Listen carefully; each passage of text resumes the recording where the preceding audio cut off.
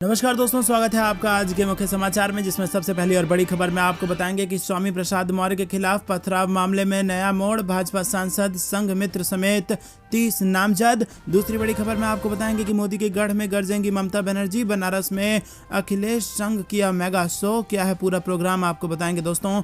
तीसरी बड़ी खबर में जिक्र होगा कि शुरुआती रुझान में टीएमसी ने जीती 55 सीटें, बीजेपी और लेफ्ट का खाता तक नहीं खुला।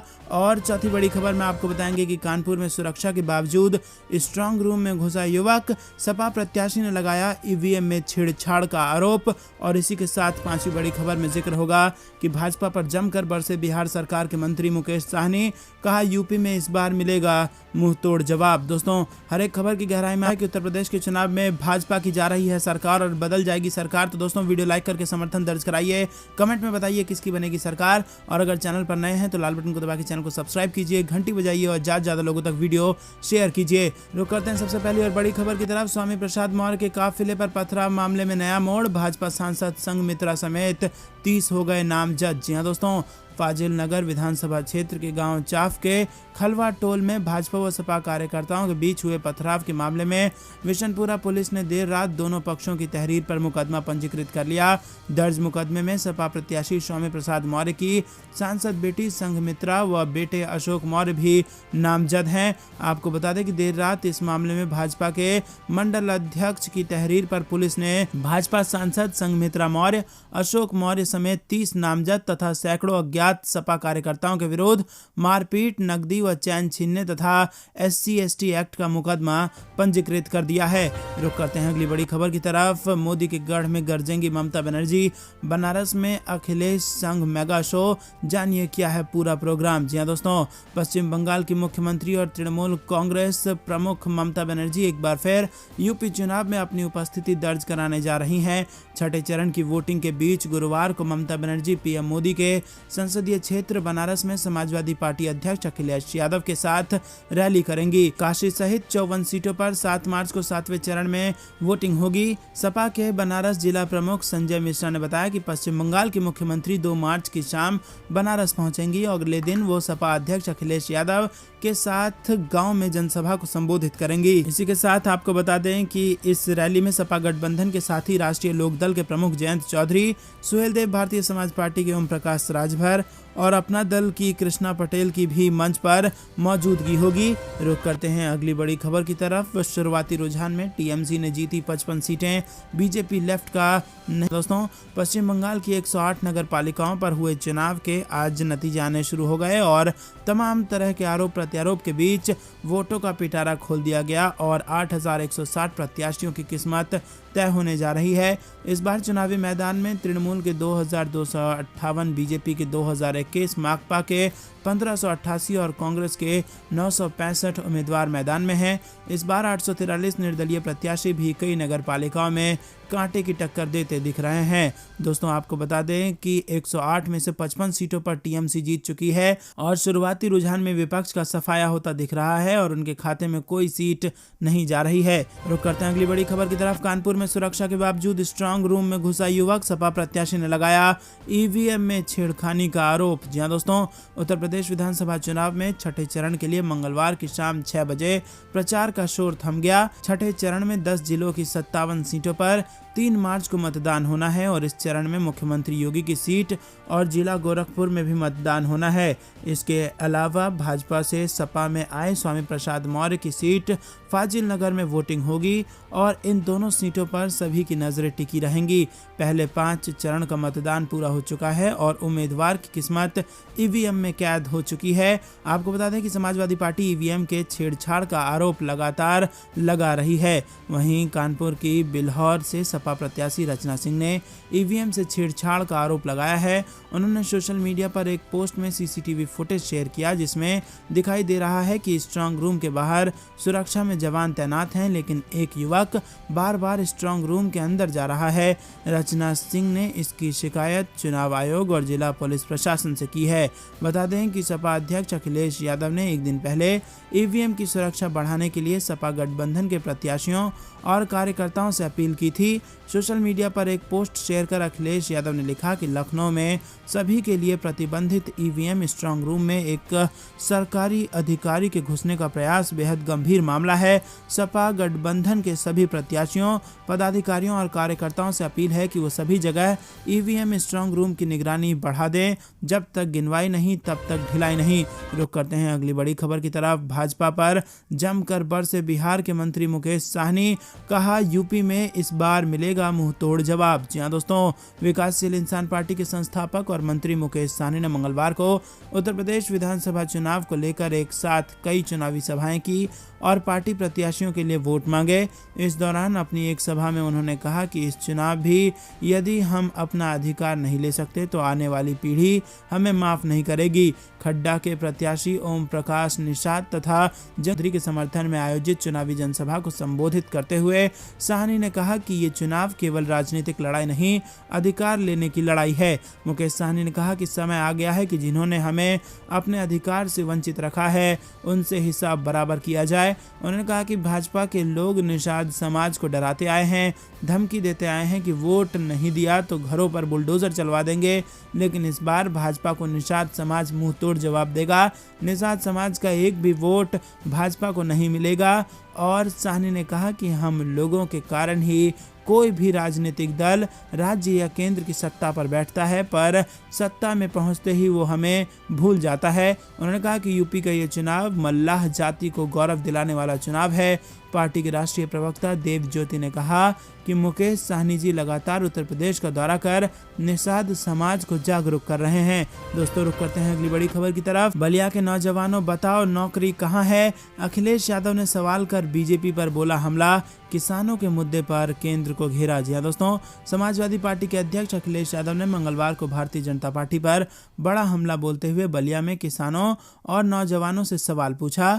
उन्होंने पूछा कि किसकी आमदनी दूनी हुई और किसको रोजगार मिला।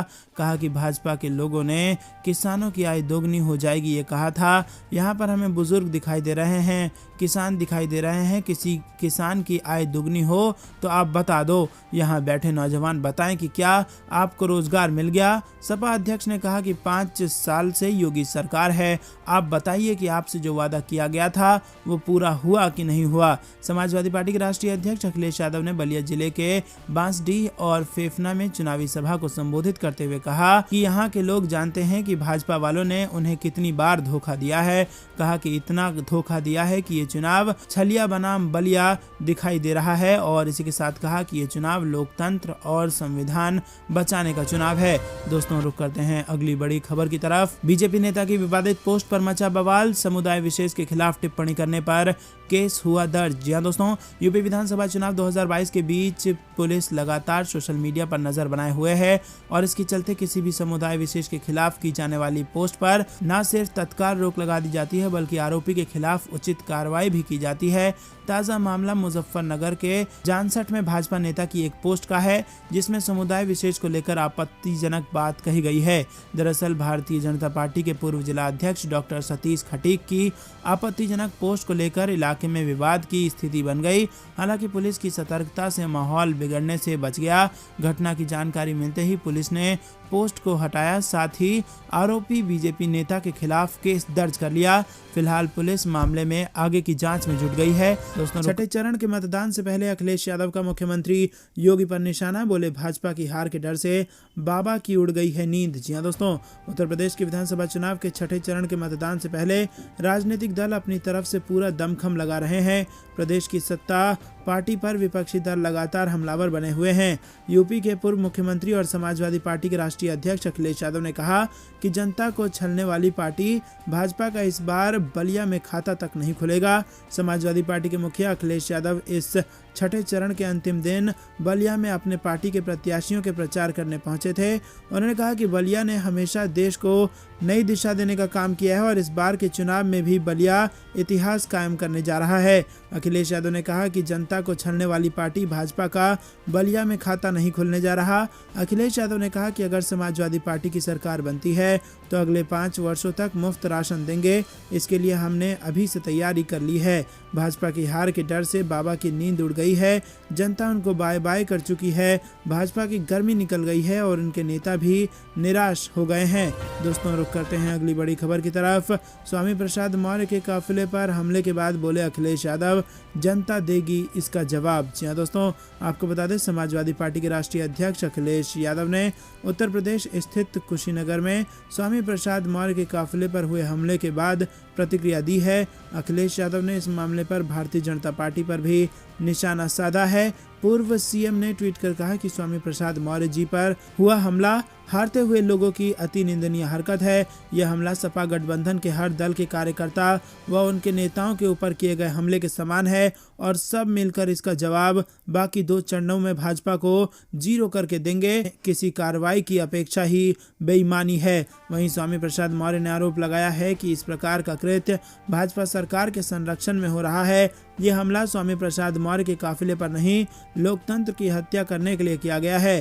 स्वामी प्रसाद मौर्य ने एक ट्वीट में लिखा कि निर्धारित रूट पर रोड शो करते वक्त भाजपा के गिरोह बंद लोगों द्वारा मेरे ऊपर काफिले में चल रही गाड़ियों को बुरी तरह से तोड़फोड़ व कार्यकर्ताओं पर जानलेवा हमला करना भाजपा की हताशा की प्रतीक है। मैं घोर निंदा करता हूं। लोकतंत्र को लाठी डंडे कट्टे व हिंसा से कमजोर नहीं किया जा सकता।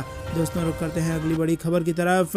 योगी का मठ में बैठना तय। मुख्यमंत्री भूपेश ने कहा कि यूपी चुनाव में पहले गृह मंत्री शाह ने निपटाया, अब पीएम मोदी इनको निपटाएंगे। जी हाँ दोस्तों, छत्तीसगढ़ के मुख्यमंत्री भूपेश बघेल ने प्रधानमंत्री मोदी, गृह मंत्री अमित शाह और उत्तर प्रदेश के मुख्यमंत्री योगी आदित्यनाथ पर एक बार फिर निशाना साधा। भूपेश ने कहा कि उत्तर प्रदेश विधानसभा चुनाव में 5 चरण का मतदान हो चुका है। पहले, दूसरे और तीसरे चरण में जो रुझान निकल कर आए हैं उसके मुताबिक उत्तर प्रदेश में भाजपा का जाना तय है और योगी का मठ में बैठना भी तय है। वहीं आपको बता दें कि राजिम व पाटन दौरे से पहले रायपुर में मुख्यमंत्री भूपेश बघेल ने कहा कि पहले, दूसरे और तीसरे चरण में गृह मंत्री अमित शाह ने चुनावी कमान संभाली थी। उन्होंने योगी सरकार को निपटाने का पूरा इंतजाम कर दिया। योगी जी को निपटाने में थोड़ी कसर बाकी है, उसे 2 चरणों में प्रधानमंत्री नरेंद्र मोदी पूरी कर देंगे। उन्होंने कहा कि भारतीय जनता पार्टी का उत्तर प्रदेश से जाना तय है और योगी जी का मठ में बैठना भी तय है। मुख्यमंत्री ने कहा कि उत्तर प्रदेश की जनता में भाजपा के प्रति भारी आक्रोश है। दोस्तों रुक करते हैं अगली बड़ी खबर की तरफ। कांग्रेस ने केंद्र को दी चेतावनी, अगर विधानसभा चुनाव के बाद ईंधन की कीमतें बढ़ी तो वो सड़कों पर उतरेगी। जी हाँ दोस्तों, कांग्रेस पार्टी ने कमर्शियल रसोई गैस और दूध की कीमतों में बढ़ोतरी को लेकर सरकार पर हमला बोला है। कांग्रेस ने कहा कि अगर विधानसभा चुनाव के बाद ईंधन की कीमतों में बढ़ोतरी की जाती है तो वो सड़कों पर उतर जाएगी। कांग्रेस के पूर्व अध्यक्ष राहुल गांधी ने कहा कि एलपीजी की कीमत बढ़ाकर सरकार ने साबित कर दिया है कि लोगों की पीड़ा से उसका कोई लेना देना नहीं है। इसके साथ साथ उन्होंने ये संकेत दिया है कि सरकार पेट्रोल और डीजल की कीमतों में बढ़ोतरी कर सकती है। दोस्तों रुक करते हैं अगली बड़ी खबर की तरफ। यूक्रेन में भारतीय छात्र की मौत पर देश भर में दुख की लहर, विपक्ष ने केंद्र पर साधा निशाना। जी हाँ दोस्तों, आपको बता दें ये बेहद बड़ी खबर निकल के आ रही है। यूक्रेन से बेहद दुखद खबर है और रूस और यूक्रेन के बीच चल रहे युद्ध के 6ठे दिन बमबारी के दौरान एक भारतीय छात्र की मौत हो गई। विदेश मंत्रालय ने इसकी पुष्टि करते हुए बताया कि कर्नाटक के हावेरी के इस भारतीय छात्र की मौत उस समय हुई जब रूसी सैनिकों ने मंगलवार को एक सरकारी बिल्डिंग को विस्फोट कर उड़ा दिया। मृतक छात्र की नवीन शेखरप्पा के रूप में हुई है और ये कर्नाटक के चलागिरी का रहने वाला था। इस बीच देश भर के लोगों ने इस घटना को लेकर दुख व्यक्त किया है। वहीं विपक्ष ने केंद्र सरकार पर निशाना भी साधा है। दोस्तों आपको बता दें कि कांग्रेस नेता राहुल गांधी ने ट्वीट किया कि भारतीय छात्र नवीन की यूक्रेन में जान गंवाने की दुखद खबर मिली है और उनके परिवार और दोस्तों के प्रति मेरी हार्दिक संवेदना। मैं दोहराता हूं, भारत सरकार को सुरक्षित निकासी के लिए एक रणनीति योजना की आवश्यकता है और हर मिनट कीमती है। दोस्तों रुक करते हैं अगली बड़ी खबर की तरफ। स्वामी प्रसाद मौर्य के काफिले पर पथराव, कई गाड़ियों के शीशे टूटे, बीजेपी समर्थकों पर आरोप। जी दोस्तों, उत्तर प्रदेश के कुशीनगर जिले में यूपी सरकार के पूर्व कैबिनेट मंत्री व सपा नेता स्वामी प्रसाद मौर्य के काफिले पर पथराव कर दिया गया। पथराव से कई गाड़ियों के शीशे टूट गए और इस मामले का आरोप भारतीय जनता पार्टी के समर्थकों पर लगाया गया है। स्वामी प्रसाद मौर्य की बेटी बीजेपी सांसद संघमित्रा मौर्य ने कहा है कि उनके पिता पर बीजेपी के लोगों ने हमला करवाया। जानकारी के अनुसार यूपी के कुशीनगर में स्वामी प्रसाद मौर्य के काफिले पर हुए पथराव में करीब 1 दर्जन गाड़ियों के शीशे टूट गए हैं। पथराव करने का आरोप बीजेपी कार्यकर्ताओं पर लगाया जा रहा है। सपा नेता स्वामी प्रसाद मौर्य के समर्थक पार्टी प्रत्याशी के समर्थन में प्रचार करने जा रहे हैं और ये घटना खलवा पट्टी गांव में हुई है। घटना के बाद सपाइयों में जबरदस्त आक्रोश है। दोस्तों रुक करते हैं अगली बड़ी खबर की तरफ। दूध गैस के दाम बढ़े, कांग्रेस ने सरकार को घेरा, कहा चुनाव बाद तेल की कीमतें बढ़ी तो सड़कों पर उतरेंगे। जी हां दोस्तों, कांग्रेस ने कमर्शियल रसोई गैस और दूध की कीमतों में वृद्धि को लेकर सरकार पर हमला किया। पार्टी ने कहा कि अगर विधानसभा चुनाव के बाद ईंधन की कीमतों में बढ़ोतरी की जाती है तो वो सड़कों पर उतरेगी। कांग्रेस के पूर्व अध्यक्ष राहुल गांधी ने कहा कि एलपीजी की कीमत बढ़ाकर सरकार ने साबित कर दिया है कि लोगों की तकलीफों से उसका कोई लेना देना नहीं है। पार्टी ने कहा कि पेट्रोल और डीजल की कीमतें आगे बढ़ सकती हैं। राहुल गांधी ने ट्वीट में कहा कि मोदी सरकार ने एक बार फिर एलपीजी साफ कर दिया है कि उसका आम लोगों की पीड़ा से कोई लेना देना नहीं है। आज एलपीजी, कल पेट्रोल डीजल, और ऐसे कैसे आएंगे अच्छे दिन। जी हाँ दोस्तों, कांग्रेस नेता अलका लांबा ने कहा कि मार्च के पहले दिन दूध की कीमतों में 2-2 रुपए की बढ़ोतरी की गई और ये बच्चों और महिलाओं के लिए एक बेहद बड़ा झटका है। रुक करते हैं अगली बड़ी खबर की तरफ। राजा भैया समेत 18 लोगों के खिलाफ कुंडा में मुकदमा दर्ज। जी हाँ दोस्तों, आपको बता दें कि जनसत्ता दल के मुखिया राजा भैया समेत 3 अज्ञात और 15 अज्ञात पर मुकदमा दर्ज कर लिया गया है। मतदान के दौरान मारपीट के मामले में ये मुकदमा दर्ज हुआ है और जानकारी के मुताबिक रैयापुर में राकेश पासी के साथ मारपीट का आरोप लगाया गया है। सपा नेता राकेश पासी ने इस बाबत थाने में तहरीर दी थी। प्रतापगढ़ की कुंडा विधानसभा के रैयापुर में मतदान के दौरान समाजवादी पार्टी के बूथ एजेंट राकेश पासी की तहरीर पर कुंडा कोतवाली में विभिन्न धाराओं के तहत कुंडा विधायक राजा भैया, सुभाष सिंह व गोपाल केसरवानी समेत 18 लोगों पर देर रात कुंडा कोतवाली में मुकदमा दर्ज किया गया। दोस्तों रुक करते हैं अगली बड़ी खबर की तरफ। यूपी चुनाव के बीच अखिलेश यादव ने सपा कार्यकर्ताओं से की अपील, कहा बढ़ा दें ईवीएम स्ट्रांग रूम की निगरानी। जी दोस्तों, उत्तर प्रदेश विधानसभा चुनाव का छठे चरण का मतदान 3 मार्च को होना है, जिसके लिए सभी राजनीतिक दलों ने अपनी कमर कस ली है। पार्टी के नेताओं ने छठे चरण के मतदान से पहले चुनाव प्रचार प्रसार में पूरी ताकत झोंक दी है। छठे चरण के मतदान के लिए 1 मार्च से प्रचार थम जाएगा, लेकिन इन सब के बीच समाजवादी पार्टी के राष्ट्रीय अध्यक्ष व उत्तर प्रदेश के पूर्व मुख्यमंत्री अखिलेश यादव ने अपने कार्यकर्ताओं और नेताओं से स्ट्रांग रूम की निगरानी बढ़ाने की अपील की है। अखिलेश यादव ने ट्वीट कर लिखा कि लखनऊ में सभी के लिए प्रतिबंधित ईवीएम स्ट्रांग रूम में एक सरकारी अधिकारी के घुसने का प्रयास बेहद गंभीर मामला है। सपा गठबंधन के सभी प्रत्याशियों, पदाधिकारियों और कार्यकर्ताओं से अपील है कि वो सभी जगह ईवीएम स्ट्रांग रूम की निगरानी बढ़ा दें। जब तक गिनवाई नहीं तब तक ढिलाई नहीं। दोस्तों रुक करते हैं अगली बड़ी खबर की तरफ। आज थम जाएगा छठे चरण के चुनाव का प्रचार। योगी समेत कई बड़े नेताओं की प्रतिष्ठा दांव पर। जी हां दोस्तों, उत्तर प्रदेश में छठे चरण के लिए चुनाव प्रचार शाम 5 बजे थम गया और इस चरण में 3 मार्च को 10 जिलों की 57 सीटों पर मतदान है। जिन जिलों में चुनाव होना है उन बलरामपुर, देवरिया, कुशीनगर, सिद्धार्थनगर, संत कबीरनगर, महाराजगंज, बस्ती और अंबेडकर नगर शामिल है। इन जिलों के 2.14 करोड़ से ज्यादा मतदाता 676 प्रत्याशियों के भाग्य का फैसला करेंगे। तीसरे चरण में मुख्यमंत्री योगी आदित्यनाथ, राज्य सरकार में मंत्री सतीश द्विवेदी और इसी के साथ कई सारे नेता हैं जो मुख्य प्रत्याशी हैं। दोस्तों रुक करते हैं अगली बड़ी खबर की तरफ। महंगा हो गया रसोई गैस सिलेंडर, कितने बढ़ गए दाम। जी हाँ दोस्तों, आपको बता दें कि सरकारी तेल विपणन कंपनियों ने मार्च के महीने के लिए एलपीजी गैस सिलेंडर की नई कीमतें जारी कर दी हैं। 1 मार्च को बगैर सब्सिडी वाले 14 किलो के एलपीजी गैस सिलेंडर के दाम नहीं बढ़े हैं। ताजा कीमतों की बात की जाए तो राजधानी दिल्ली में कीमतें बिना किसी बदलाव के 899.5 रुपए पर स्थिर बनी हुई है। वहीं दूसरी ओर तेल कंपनियों ने कमर्शियल गैस सिलेंडर के दाम में बढ़ोतरी कर दी है। देश की सबसे बड़ी तेल कंपनी इंडियन ऑयल ने 19 किलो की कमर्शियल गैस सिलेंडर की कीमत में 105 रुपए की बढ़ोतरी की है। अब राजधानी दिल्ली में नई कीमतें लागू होने के बाद 19 किलो के गैस सिलेंडर का नया दाम 2012 रुपए हो गया है और नई कीमतें 1 मार्च 2022 से लागू हो गई हैं। दोस्तों रुक करते हैं अगली बड़ी खबर की तरफ। यूक्रेन संकट पर वरुण गांधी का बयान, बोले हर आपदा में नहीं खोजना चाहिए अवसर, सरकार पर निशाना। जी हाँ दोस्तों, ऑपरेशन गंगा के अंतर्गत यूक्रेन में फंसे भारतीय छात्रों को निकालने के प्रयास किए जा रहे हैं। केंद्र सरकार के 4 मंत्री भेजकर सभी छात्रों की सही समय पर सकुशल घर वापसी के प्रयास किए जा रहे हैं, लेकिन भाजपा सांसद वरुण गांधी ने इसे देरी से उठाया गया अपर्याप्त कदम बताया है। उन्होंने कहा कि हर भारतीय छात्र की सकुशल वापसी उन पर किया गया कोई उपकार नहीं बल्कि हमारा कर्तव्य है जिसे पूरा किया जाना चाहिए। सरकार के द्वारा इसे अपनी कामयाबी बताने पर व्यंग कसते हुए वरुण गांधी ने कहा कि हर आपदा में अवसर नहीं खोजा जाना चाहिए। भाजपा में अपनी उपेक्षा से नाराज वरुण गांधी किसान आंदोलन के समय से ही लगातार सरकार विरोधी बयान देकर सुर्खियों में बने हुए हैं। वरुण गांधी ने सोमवार को एक ट्वीट कर आरोप लगाया है कि सही समय पर सही निर्णय न लेने के कारण 15,000 से ज्यादा भारतीय छात्रों का जीवन युद्धग्रस्त। तो दोस्तों, ये थी दिन भर कुछ बेहतरीन और बड़ी खबरें। तक बने रहने के लिए बहुत बहुत धन्यवाद। देख रहे थे आपका अपना चैनल जय हिंद जय भारत।